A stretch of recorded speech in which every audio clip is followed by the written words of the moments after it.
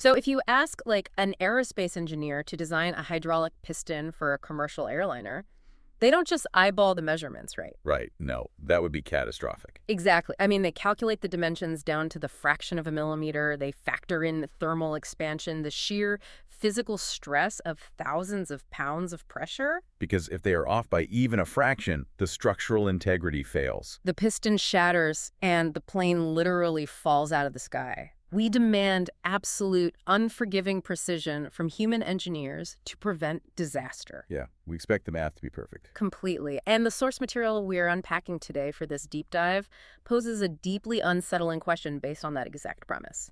If humans demand that level of mathematical perfection, why do we assume the architect of the universe operates on, a timeline of give or take a few years? It really fundamentally challenges the way most people approach ancient texts. It does. Because we are so used to treating prophecy as poetry, right? Like it's vague, metaphorical, something you can sort of bend to fit whatever historical event happens to be on the evening news. Yeah, a generalized fortune-telling kind of thing. Exactly.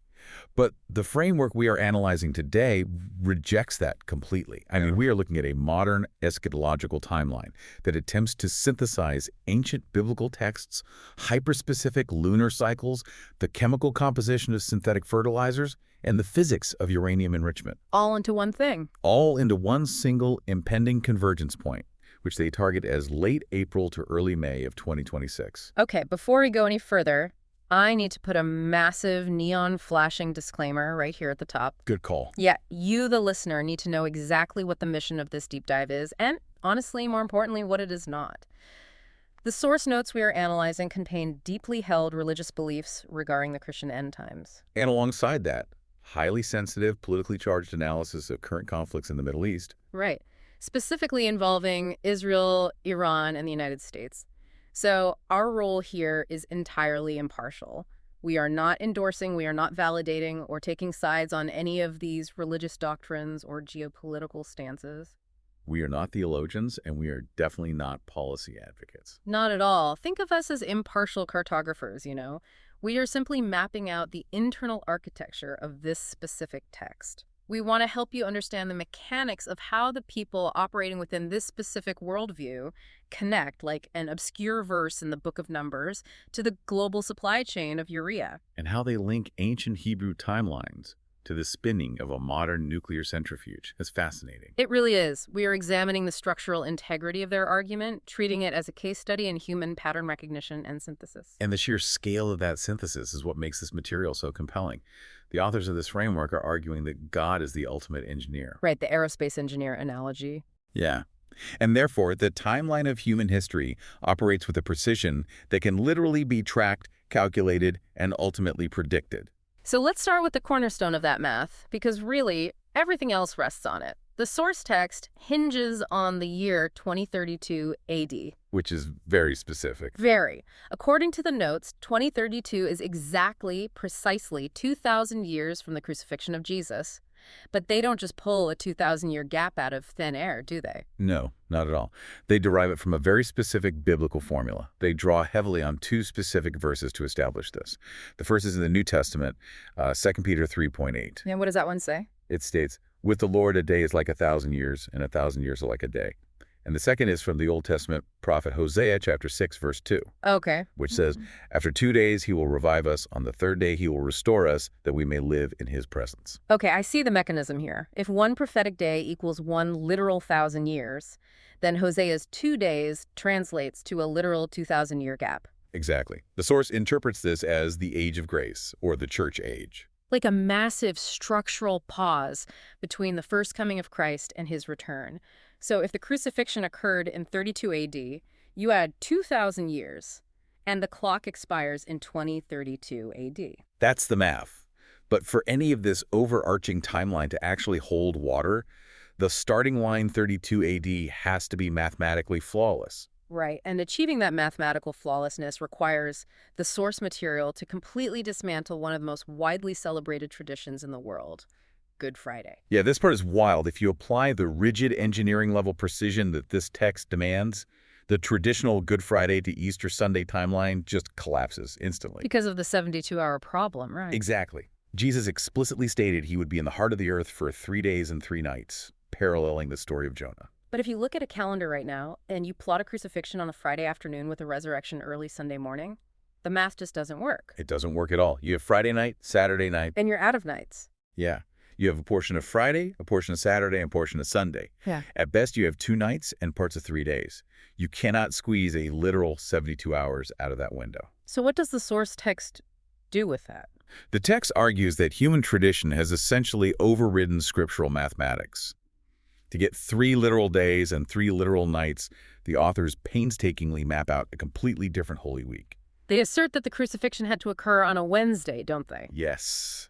Specifically, Wednesday the 14th of Nisan on the Jewish calendar, from 9 a.m. to 3 p.m. Okay, let's walk through that Wednesday timeline, because the forensic accounting they do here is, honestly, is fascinating. If he is buried before sundown on Wednesday evening, you can actually count it out. Right, let's do the math. You get Wednesday night, Thursday night, and Friday night. That's 3 full nights. Then you have Thursday day, Friday day, and Saturday day. 3 full days. Which places the resurrection exactly on Saturday evening, the moment the sun goes down. Which, in the Jewish reckoning of time, marks the beginning of the new week, the first day of the week. Yeah, and the ripple effect of moving the crucifixion to Wednesday is what locks the rest of their dates into place. Because if he was crucified on Wednesday the 14th, you have to count backward to figure out when he made his triumphant entry into Jerusalem. Okay, so tracking backwards. The Mosaic Law required the Passover lamb to be selected and presented on the 10th of Nisan. Counting back 4 days from Wednesday the 14th lands you on Saturday the 10th. So the event the world celebrates as Palm Sunday was, according to this framework, actually Palm Saturday. Exactly. But I noticed the source anticipates the immediate counterargument here. Traveling on a Saturday, the Sabbath was strictly governed by Jewish law. Oh, heavily governed. You could not travel more than a Sabbath day's journey, which was what, 2,000 cubits? Yeah, roughly 3,000 feet. So if he was traveling from Jericho or somewhere far away, a Saturday entry would have violated the very law he was supposed to perfectly fulfill. And that geographical detail is where the authors really show their work. They note from the Gospel of John that Jesus arrived in Bethany 6 days before the Passover. And Bethany sits on the eastern slope of the Mount of Olives. The distance from Bethany down the Mount of Olives, across the Kidron Valley, and into the Temple Mount in Jerusalem is less than 2,000 cubits. Oh, wow. Yeah. He was perfectly positioned to ride the donkey into Jerusalem on a Saturday without violating the Sabbath travel restriction. It's an incredibly tight argument, treating the text like a legal deposition rather than a moral fable. But I have to ask the skeptic's question here. Go for it. This entire methodology slicing history into these highly specific mathematically calculated dispensations or ages, it feels incredibly modern. If you go online, you see endless critiques claiming that dispensationalism and this hyper-focus on a prophetic clock was basically invented in the 1800s. By guys like John Nelson Darby or C.I. Scofield, right? Exactly. Is it really fair to project 19th century theological frameworks backward onto ancient texts? Well, the source text tackles that exact critique head-on, and they don't do it by quoting 19th century theologians. They bring in one of the most significant archaeological discoveries of the 20th century. The Dead Sea Scrolls. You got it. Discovered by Bedouin shepherds in 1947, the Dead Sea Scrolls gave us a pristine window into the theology of the Essenes. They were a devout Jewish sect living in the desert near Qumran during the exact time of Christ, right? Yes.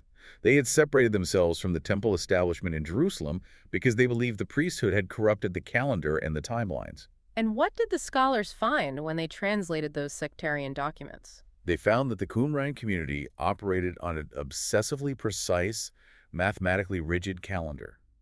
More importantly, they explicitly believed that human history was divided into chronological, measurable ages. Wow, really? Yeah. They even wrote about anticipating a specific impending 2,000-year epoch of grace before the final culmination of history. That is wild. So the source uses the Dead Sea Scrolls as historical proof that calculating precise dispensations isn't a modern invention from the 1800s. It was the lived theology of first-century Jewish sects who were waiting for the Messiah. So, establishing that God operates like an engineer and that history is mathematically structured brings us to the actual stopwatch. The source argues that on Palm Saturday, the 10th of Nisan, 32 AD, a massive cosmic stopwatch suddenly paused. Yes, the prophetic clock stopped. And to explain how that stopwatch started in the first place, we have to look at the book of Daniel, specifically the prophecy of the 70 weeks. And this is where the deep dive takes a wildly unexpected turn into, like, true crime history. It really does. The entire timeline hinges on calculations published in a book called The Coming Prince, written in the late 19th century by Sir Robert Anderson. We have to talk about who Sir Robert Anderson was because you honestly couldn't write a better character for this. He wasn't a monk. He wasn't a cloistered academic. No, not at all. Sir Robert Anderson was the Assistant Commissioner of the London Metropolitan Police. He was the Chief of the Criminal Investigation Department at Scotland Yard during the late 1880s. He was literally one of the lead detectives hunting Jack the Ripper. Let that sink in. He was a man whose entire career was built on forensic timelines, verifying alibis, and tracking the precise movements of serial killers down to the minute. It's crazy. And what makes this source material so compelling is that Anderson took that exact same forensic investigative methodology and applied it to the ancient prophecy in Daniel 9. Okay, let's look at the evidence file Anderson was working with. The prophecy in Daniel states that from the issuing of a decree to restore and rebuild Jerusalem until the arrival of the Anointed One, the ruler, there would be 69 weeks.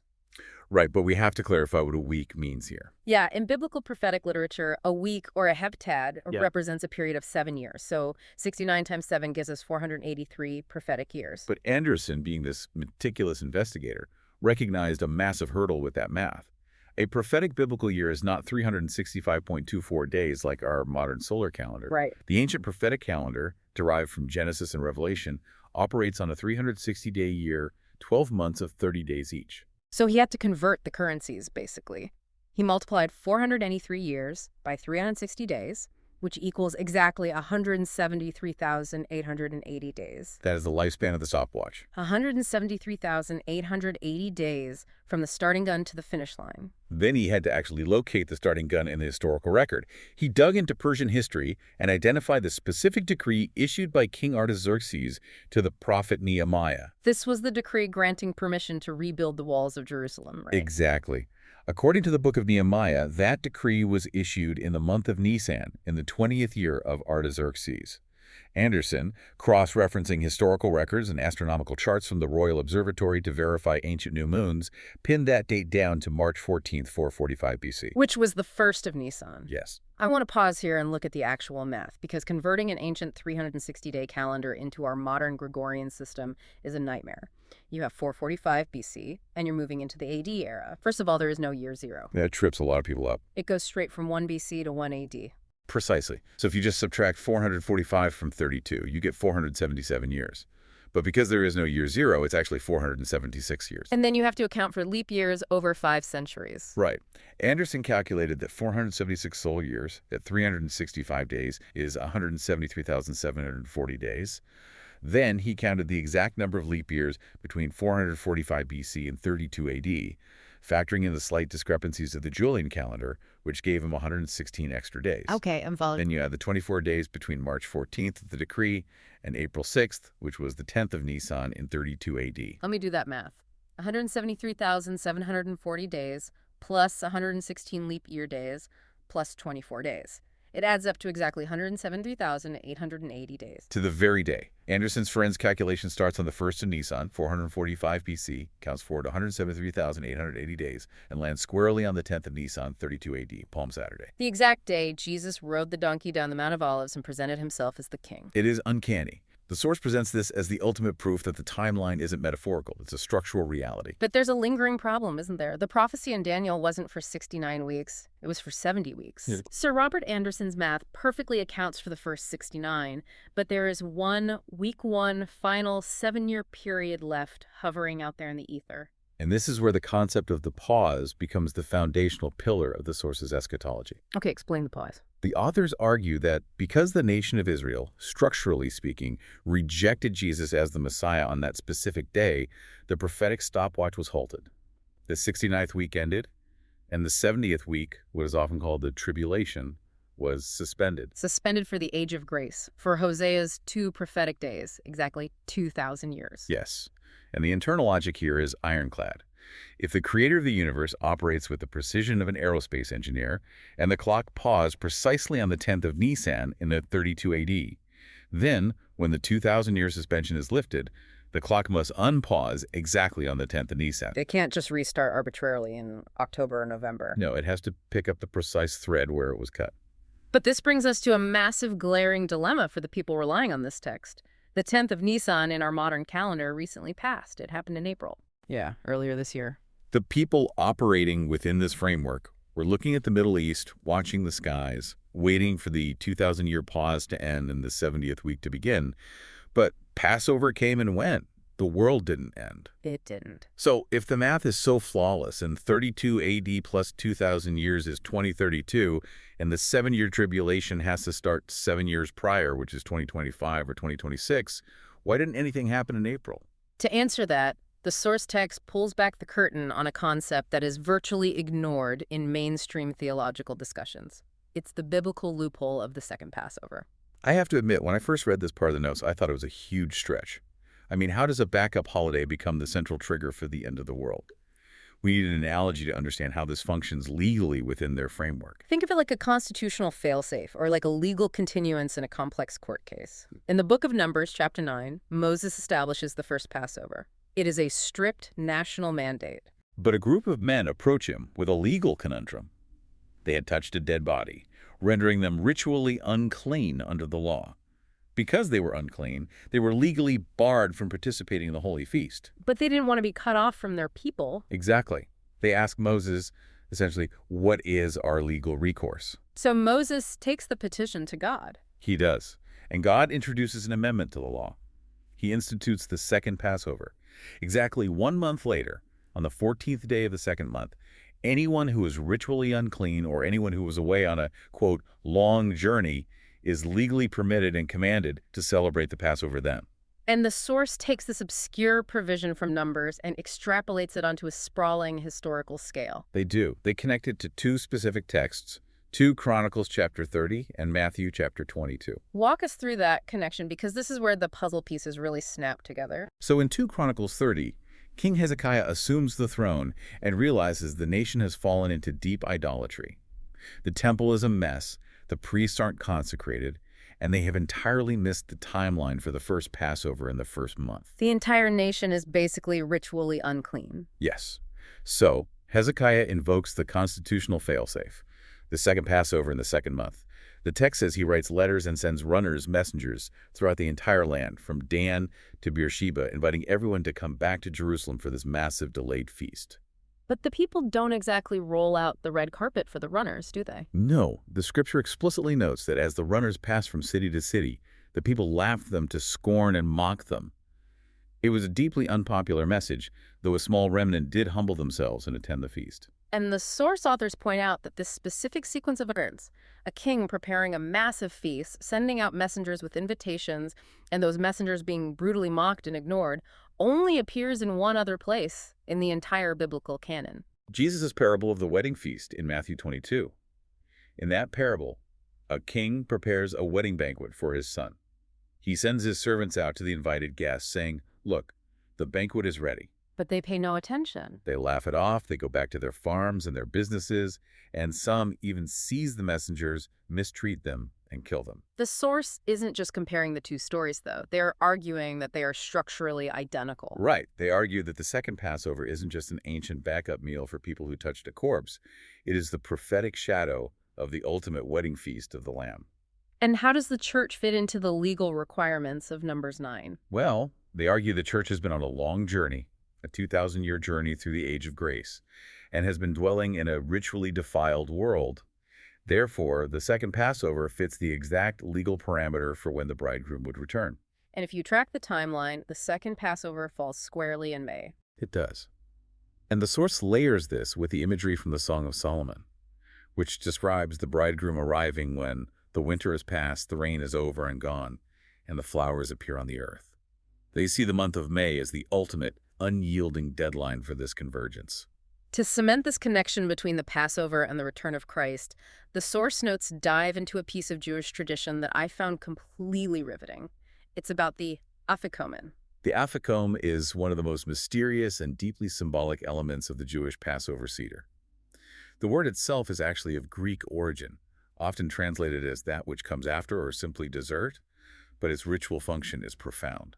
Let's set the table for you, the listener. During the Seder, the leader of the household uses a matzah tash. It's a special bag with 3 distinct compartments, each holding a piece of unleavened bread. Yeah, and early in the meal, during a step called yachats, the leader takes the middle piece of bread out. They physically break it in half. And unleavened bread, by its very nature, is striped from the baking process and pierced with tiny holes to prevent it from rising. So you have a striped, pierced piece of bread that is broken.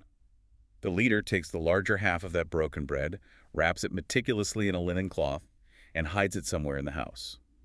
This hidden piece is the Afikomen. It stays hidden for almost the entire meal.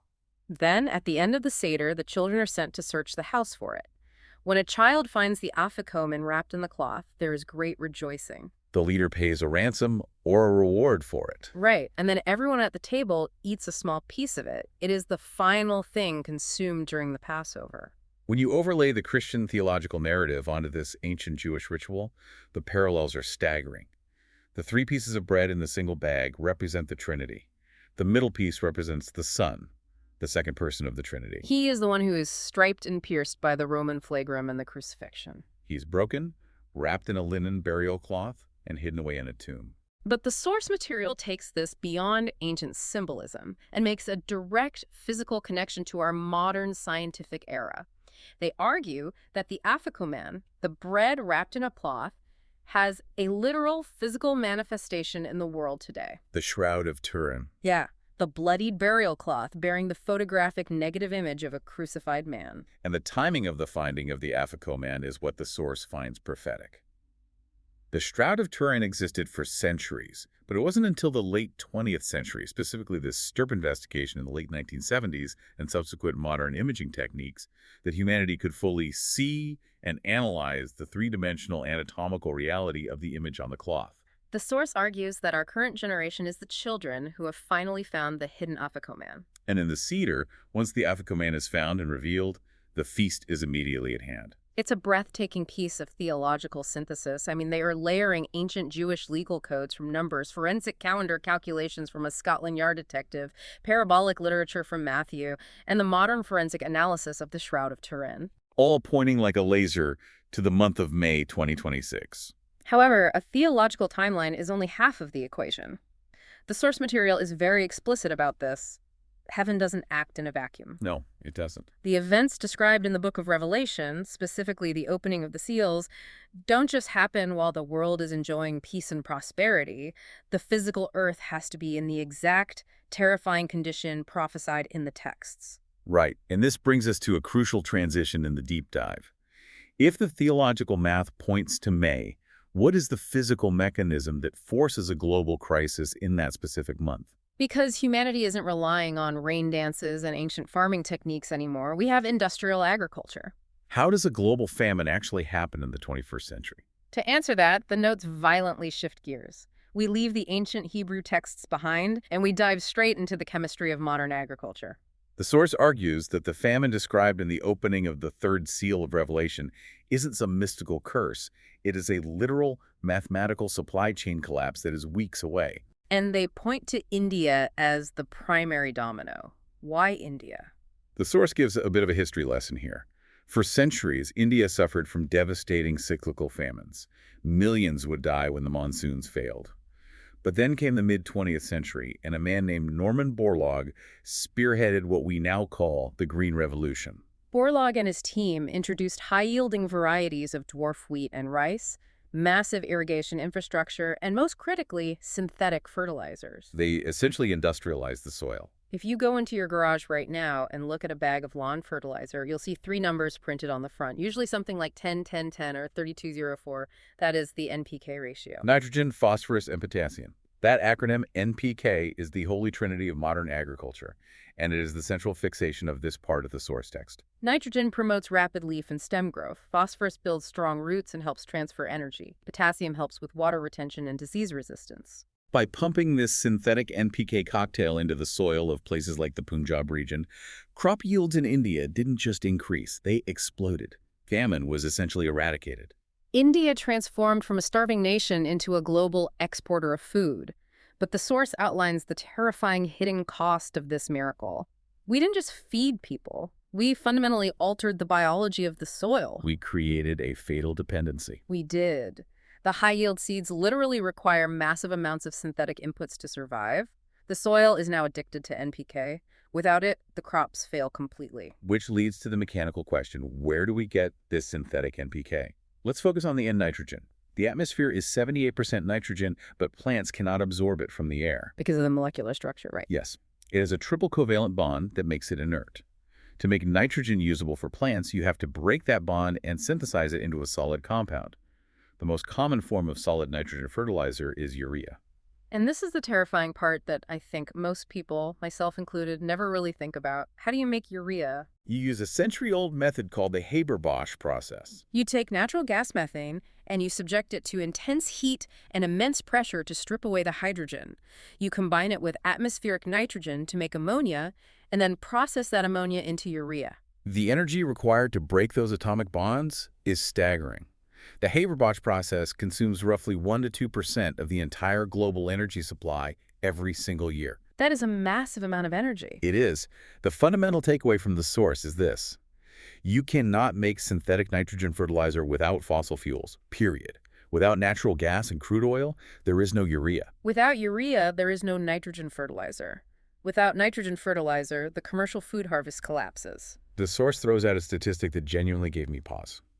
Before the Haber-Bosch process and the Green Revolution, relying entirely on organic farming, crop rotation, and natural manure, the carrying capacity of the Earth was roughly 2 billion people. And today, the global population is crossing 8 billion. That means there are 6 billion people currently alive on this planet whose biological existence is entirely dependent on synthetic urea synthesized from fossil fuels.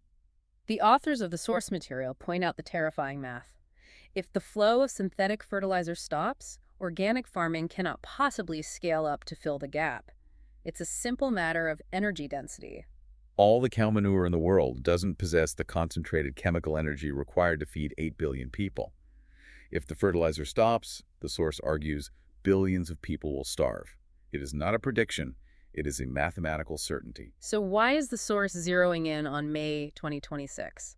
Because in agriculture, timing is everything. May is the absolute deadline for the Kharif planting season in India. The monsoons arrive in June. If the farmers in the Punjab region don't have their urea in the ground by May, the crops fail. There is no second chance. You can't plant in July. The harvest is lost for the entire year. And why wouldn't they have their urea?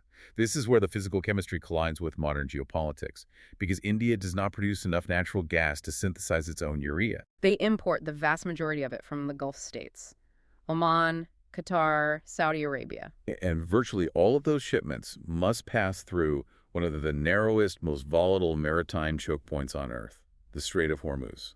Right now, according to the framework detailed in the notes, the Strait of Hormuz is effectively blocked due to an escalating military conflict involving Iran, Israel, and the United States. The commercial shipping companies are refusing to transit the strait because the risk of drone and missile strikes is just too high. The urea is literally sitting on bulk carrier ships in the Persian Gulf, and those ships cannot move. The source illustrates the cascading domino effect. When people hear about a blocked trade route, they usually think about consumer electronics being delayed, or gas prices going up 50 cents a gallon. But the source argues we are missing the existential threat. The actual physical raw material required to grow the food that feeds a subcontinent of over 1 billion people is trapped behind a wall of Iranian anti-ship missiles. The notes point out that the Indian government heavily subsidizes this fertilizer. They spend billions buying it at a premium on the global market and selling it at a massive discount to their farmers just to keep the agricultural machine running. But subsidies are just paper. Exactly. If the physical bags of urea cannot clear the Strait of Hormuz, all the money in the world won't matter. You cannot plant rupees in the soil. But a blocked trade route causing a famine is only half of the geopolitical trap.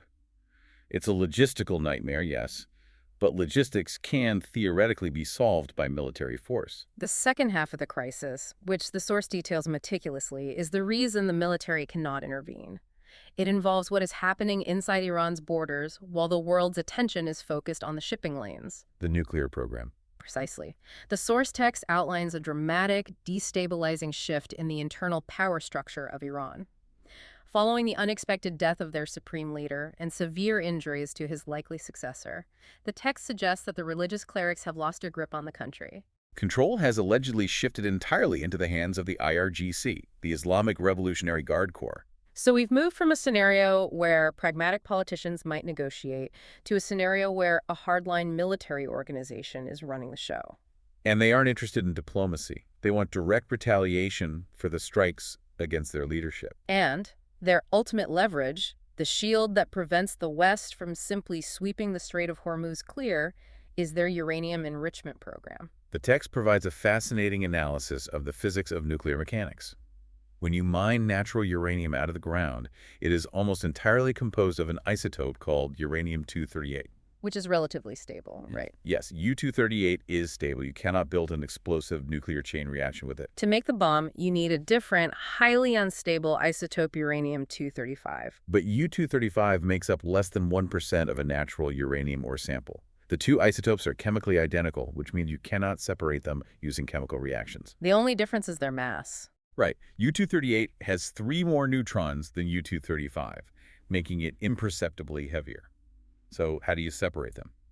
You turn the solid uranium into a gas uranium hexafluoride, and you feed it into a centrifuge. To help you, the listener, visualize this, the source uses an excellent analogy. Think of a medical centrifuge in a blood lab. When you donate blood, they put the vial in a machine that spins it at high speeds. The centrifugal force throws the heavier red blood cells to the outside of the tube, while the lighter plasma remains in the center. The nuclear enrichment process is exactly the same principle, just operating on a subatomic level. You are spinning this uranium gas at supersonic speeds inside a carbon fiber rotor. The slightly heavier U-238 atoms are pushed toward the outer wall, while the slightly lighter U-235 atoms concentrate near the center axis. Where they are siphoned off and sent to the next centrifuge. Exactly. Now, when most of us hear nuclear program, we think of a slow, multi-decade process. Building the concrete facilities, mining the ore, avoiding UN weapons inspectors, and getting the program off the ground does take decades. But the source points out a terrifying reality about the physics of enrichment that completely alters the timeline. It comes down to something called separative work units, or SWUs, right? Yes. The amount of effort required to enrich uranium is not linear. According to the source, referencing IAEA reports dating back to 2021, Iran has already successfully enriched stockpiles of uranium to 60% purity. I was looking at the physics charts provided in the source, and the terrifying part isn't getting to 90%, which is weapons grade. The absolute hardest, most time-consuming part of the process is getting from less than 1% natural uranium up to 20%. Exactly. Reaching 20% requires massive cascades of thousands of centrifuges running for years. It takes an immense amount of electrical power and time. But once you hit 20%, the amount of energy required to reach 60% drops off a cliff. Yeah. Once you have a stockpile of 60%, you have fundamentally crossed the threshold. But you still need 90% for a true devastating nuclear warhead. You do. But going from 60% to 90% requires almost no effort compared to the earlier stages.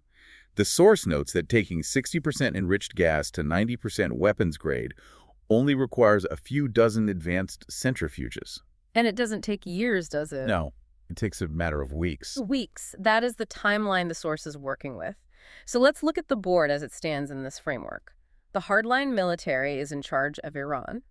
They are blocking the Strait of Hormuz, trapping the urea supply, and guaranteeing a catastrophic agricultural collapse in India by May. And they are using that blockade as a shield while they take their 60% uranium stockpile and spin it up to 90%. Which creates an absolute geopolitical checkmate for the United States.